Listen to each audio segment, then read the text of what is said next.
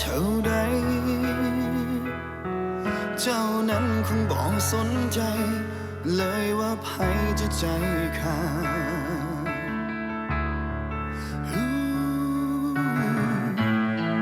เคยคิดว่าใจเจ้าสะอาดและมีหักแท้กันอย่างที่ฝันว่าต่อให้ขาดใจสิ้นลมเจ้าคงบอกสน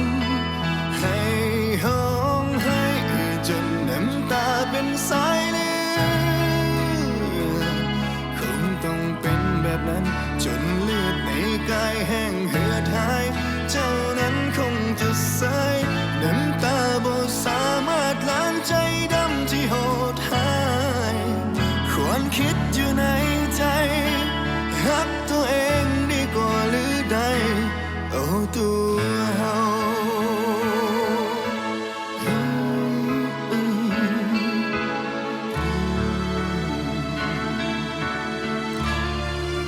ยอมรับตัวเองผิดไป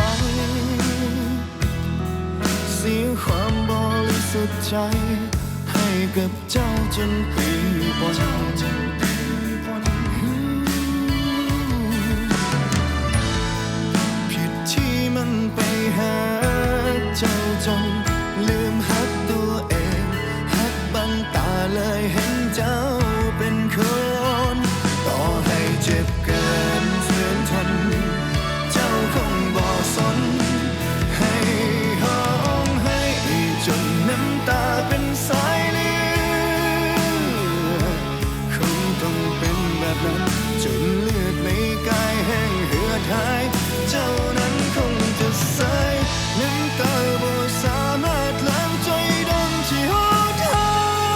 ยควรคิดอยู่ในใจรักตัวเองดีกว่าหรือใดโอ้ตัวเฮาเมื่อเขานั้นหมดหาไปมีใหม่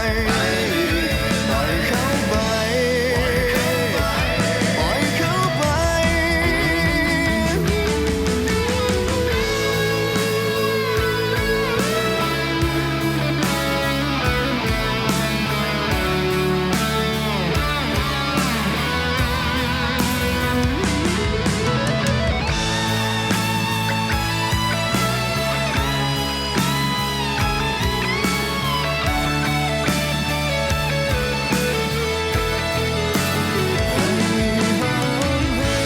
จนน้ำตาเป็นสาย